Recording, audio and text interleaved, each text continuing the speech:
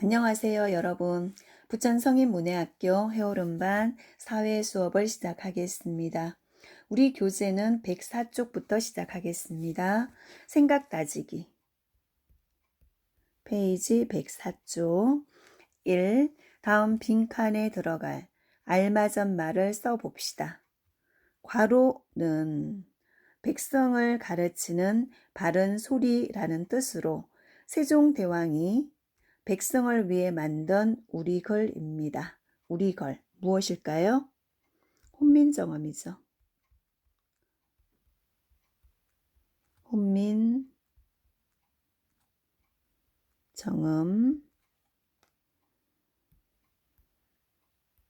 다음 2번. 세종 때 만들어진 책을 그 목적에 맞게 연결해 봅시다.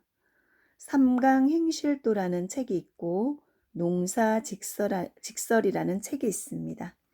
그러면 삼강행실, 행실이라는 것은 행동이죠. 우리 조선시대는 유교 중심 국가였는데요. 유교는 명분이나 예의범절을 중시했어요. 그러면 도덕을 중요하게 생각을 한 거죠. 사람이 지켜야 할 어떤 행동.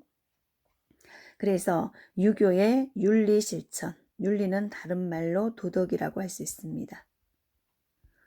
유교의 윤리를 실천할 수 있게 만든 책이 삼강행실도입니다.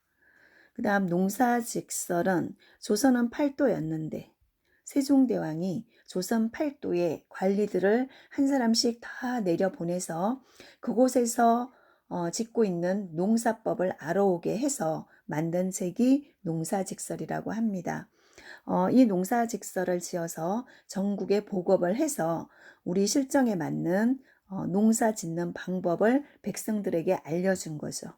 그래서 이런 농사법을 보급하기 위해서 농사직설이라는 책을 지었습니다. 3번. 다음은 세종 때 만들어진 과학기구로 비의 양을 측정해서 홍수가 날 것인지 가뭄이 들 것인지 이런 것을 미리미리 대비하고자 이 기구를 만들어서 비의 양을 쟀다고 합니다. 이름을 써봅시다. 그래서 이것은 여기 크게 보면 한자로 여기 써여 있습니다. 측국이라고 써여 있어요. 측량할 측자죠. 비우자, 네, 기계. 비온 양을 측량하는 기구이다. 측국이.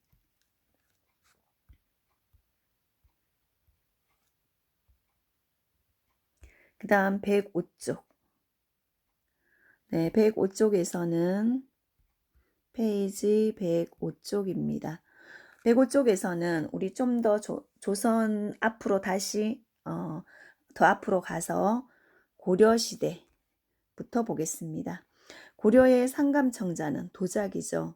특수한 고려만의 독창적인 기법으로 만들어낸 상감청자는 다른 나라에서는 찾아볼 수 없는 독특한 기법으로 만들어졌다. 이것을 상감기법이라고 하죠.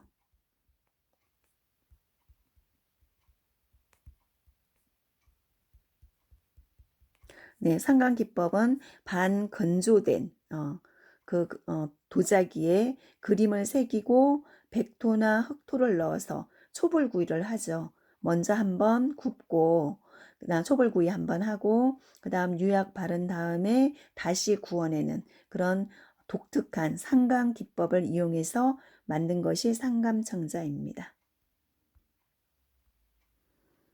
2. 고려시대에는 불교의 힘으로 나라의 어려움을 이겨내고자 8만 대장경과 같은 불경이 제작되었다. 고려는 불교 중심 국가였습니다. 뒤에 조선은 유교 중심 국가였죠. 앞에 고려는 불교 중심 국가였고 고려시대에는 몽골로부터 아주 오랫동안 침입을 받게 되죠. 그래서 몽골의 침입에서 벗어나고자 하는 그런 의지를 담아서 16년 동안에 걸쳐서 8만 대장경을 만들었다고 해요. 그래서 나무판에다가 불경을 한자 한자 새긴 거죠. 그렇게 해서 지금까지 합천 해인사에서 경남 합천 해인사에서 복원하고 있습니다. 이렇게 나무로 생긴 팔만대장경이 지금도 뒤틀리지도 않고 썩지도 않고 잘 보관되고 있는데요. 이것을 보관하는 집을 장경판 전이라고 합니다. 저는 집전자예요. 장경판을 보관하는 집이다. 그래서 팔만대장경도 아주 유명하지만 장경판전도 굉장히 아주 과학적으로 만들었다고 해요. 팔만대장경을 나무인데 하나도 뒤틀리지도 않고 썩지도 않게 잘 보관할 수 있는 이런 집이었기 때문에 장경판전도 아주 과학적으로 지었다고 해서 세계에서도 인정을 해주고 있습니다. 과학적이다. 뭐 통기성이라든가 바람이 잘 통하게 해서 썩지 않게 그렇게 만든 집이 장경판 전입니다. 그래서 여기서는 이제 팔만대장경 고려가 몽골의 침입으로부터 이겨내고자 하는 그런 의지를 담아서 16년에 걸쳐서 팔만대장경을 만들었다는 거고요. 부가적으로 팔만대장경을 보관하는 집이 장경판전이라는 것을 알려드리는 겁니다. 3번 팔만대장경과 직지, 심체, 요절은 고려시대 인쇄술의 발달을 보여주는 대표적인 것들이다. 이것은 목판에다가 새긴 글자죠. 불경을. 나무 목판. 직지, 심체, 요절은 이거는 인쇄물인데요. 이미 인쇄된 찍어낸 종이 책이죠. 그런데 이것은 금속 활자를 이용해서 찍었다고 해요. 금속으로 글자를 새긴 금속에다가 글자를 새긴 그것을 찍어낸 인쇄물이 직지심체 요절입니다. 금속 활자를 찍어낸 것이다. 인쇄물이다. 물론 여기에도 불경의 내용이 들어 있습니다. 그래서 팔만대장경은 목판, 직지심체 요절은 금속이죠. 금속 활자 이런 인쇄술의 발달을 보여주는 대표적인 것이고 직지심체 요절은 세계에서 가장 오래된 금속 활자 본이라고 합니다. 4번 조선 세종 때에는 집현전이라는 기관을 두었어요. 이런 집현전이라는 기관을 두고 젊은 학자들을 등용을 했죠. 뽑았어요. 젊은 학자들을 뽑게 해서 백성을 위한 학문을 연구하게 하고 그 다음에 여러 가지 과학기구도 만들어내죠. 그래서 여기서 훈민정음까지 만들어냅니다. 집현전에서. 세종을 중심으로 집현전에서 여러 학자들이 훈민정음, 우리의 글까지 집현전에서 만들어낸다. 그래서 집현전에서는 많은 활동이 이루어졌습니다. 5번 세종은 농사 직설을 편찬하고 추구기, 비운 양을 재는 기구죠. 추구기 등의 과학기구를 만들게 해서 백성들의 생활을 안정시키는 데 힘을 기울였다. 농사직설, 농사법을 백성들에게 보급하게 해서 농사를 잘 지어서 식량이 많이 나올 수 있게끔 그래야 백성들이 가난하지 않게 살 수 있겠죠. 그리고 비가 온 양을 재어서 추구기로 가뭄을 대비하든지 아니면 홍수를 대비하기 위해서 이런 기구를 만들어냈습니다. 모두 백성들의 생활을 안정시키기 위한 그런 노력이었죠. 네, 여기까지는 앞에서 배운 내용을 살펴보았고 오늘은 새로운 단원 3. 세계 속의 우리 문화 새로 들어가겠습니다. 1. 우리의 소중한 문화유산이죠. 우리의 소중한 문화유산 우리는 어떤 내용을 배워야 할까요? 학습 목표 함께 읽어보세요. 1. 세계 속에 우리나라 문화유산을 알 수 있다. 세계 속에서 세계가 인정하는 우리나라의 문화유산에는 어떤 것이 있을까? 두 번째, 세계 기록유산, 인쇄물이죠. 세계 기록유산을 설명할 수 있다. 우리 앞에서 목판으로 만든 팔만대장경, 그 다음에 금속 활자로 찍어낸 직지심체요절, 이런 인쇄물이 있었죠. 이런 것이 세계 기록유산입니다. 그러면 세계 기록유산을 설명할 수 있다. 이 단원에서는 이런 내용을 공부하겠습니다. 네, 여기가 유네스코 세계문화유산 도남 서원인데요. 예, 여기서 서원은 학자들이 모여서 공부도 하고 의견도 나누고 그러던 곳이죠. 책도 많이 읽고 약간의 도서관의 역할도 했다고 볼 수 있겠죠. 그러면 유네스코란 무엇일까요? 세계의 여러 나라들이 모여서 하나의 조직을 만들죠. 그것을 국제연합이라고 하는데요. 나라와 나라들이 모여서 하나의 조직을 만든 것이 국제연합이에요. 우리 보통 영어로는 UN이라고 하죠. 국제연합의 의장이 있는데 몇 년 전에 우리나라 반기문 씨가 UN 사무총장이었어요. 그래서 우리도 이렇게 국제적으로 활동하고 있는 거죠. 우리 국제연합에 가입돼 있는 나라입니다. 우리나라가. 그래서 반기문 씨가 국제연합 UN의 사무총장까지 했었고 이렇게 세계에서 함께 우리나라 사람들이 뛰고 있어요. 그러면 국제연합에 속해 있는 하나의 기구가 유네스코입니다. 이 유네스코는 무엇을 담당하냐면 교육, 그 다음 과학, 그 다음 문화, 이런 것을 세계 여러 나라가 서로 교류도 하고 협력도 하면서 발전시켜 나가겠다는 어떤 국가 간의 협력 정진을 목적으로 하는 그런 전문 기구예요. 특히 교육, 과학, 문화에 관련한 전문 기구입니다. 국제연합에 속해 있는 기구가 유네스코입니다. 그래서 우리 9월 8일이 세계문해의 날인데 9월 8일 날 세계문해의 날을 9월 8일 세계문해의 날이었죠. 이것을 유네스코에서 정한 날입니다. 유네스코에서 9월 8일은 세계문해의 날이다. 이렇게 정했어요. 그래서 우리나라는 9월 달이 문해의 달이라고 하죠.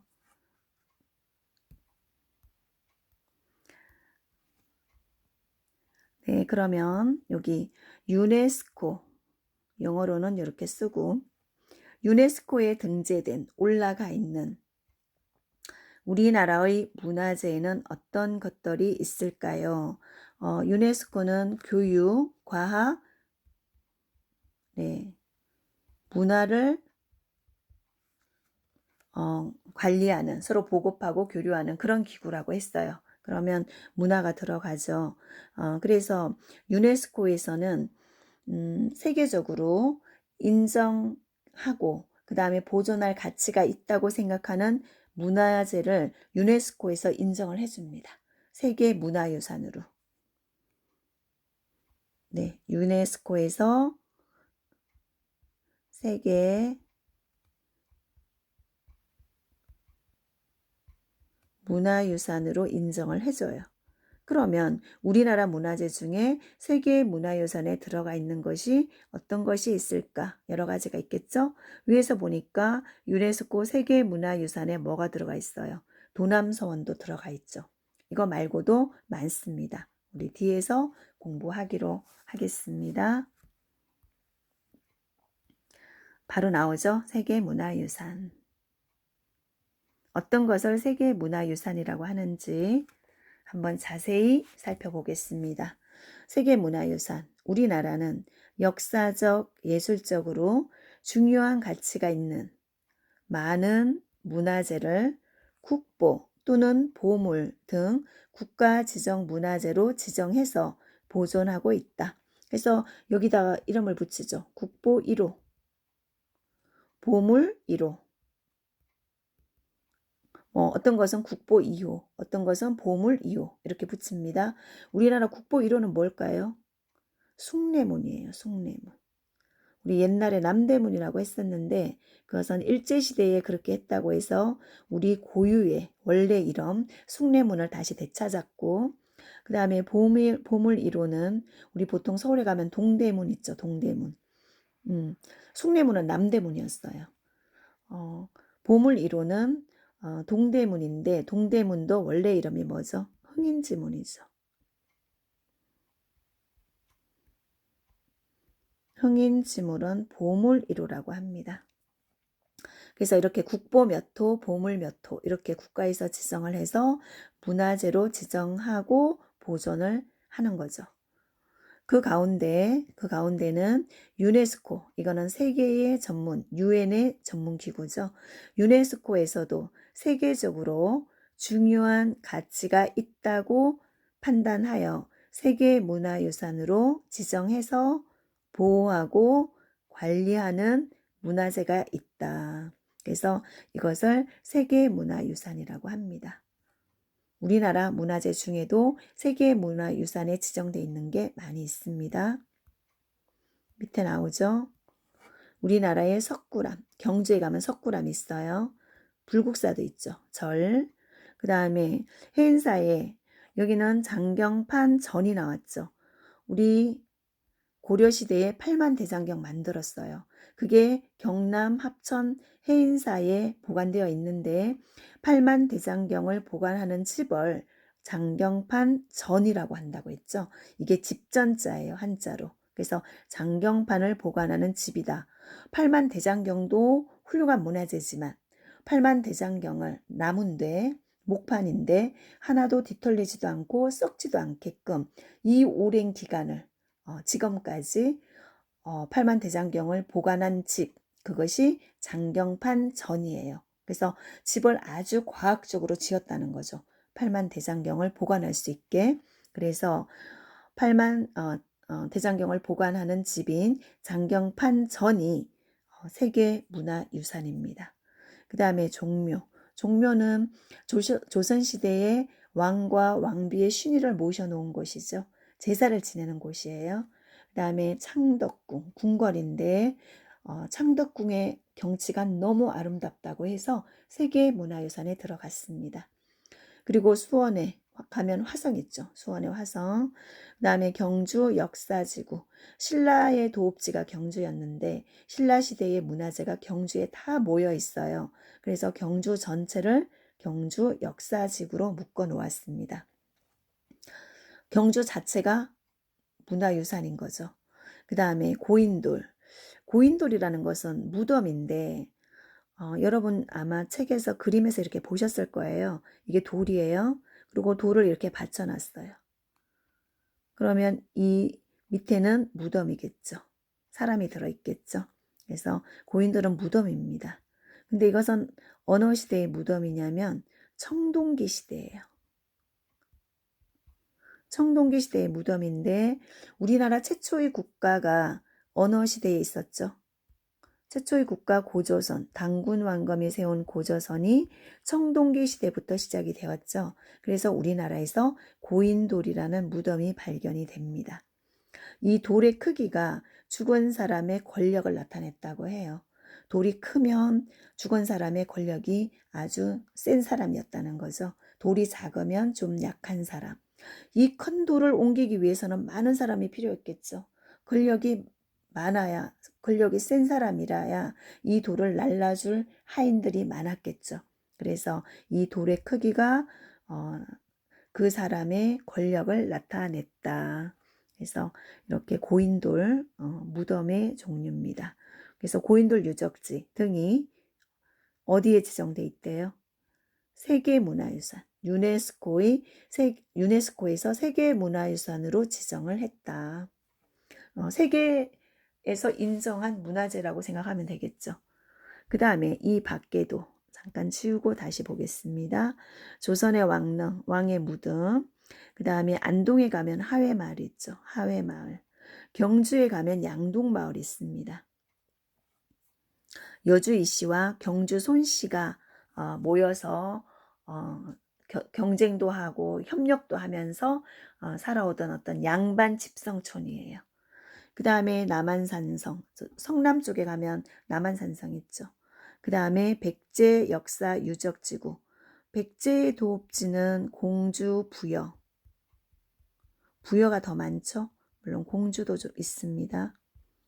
네, 여기가 백제의 도읍지였는데 부여가 도읍지였기 때문에 백제 문화재가 많이 있겠죠. 그래서 백제 문화 유적지구로 지정이 되어 있고, 한국의 산사, 산 속에 들어가면 절이 있죠. 한국의 절.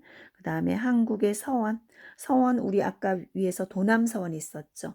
서원은 학자들이 모여서 학문을 연구하고 서로 의견도 나누고 풍류도 즐기고 그러든 지금의 약간 도서관과 같은 그런 역할을 하던 것을 곳을 서원이라고 합니다.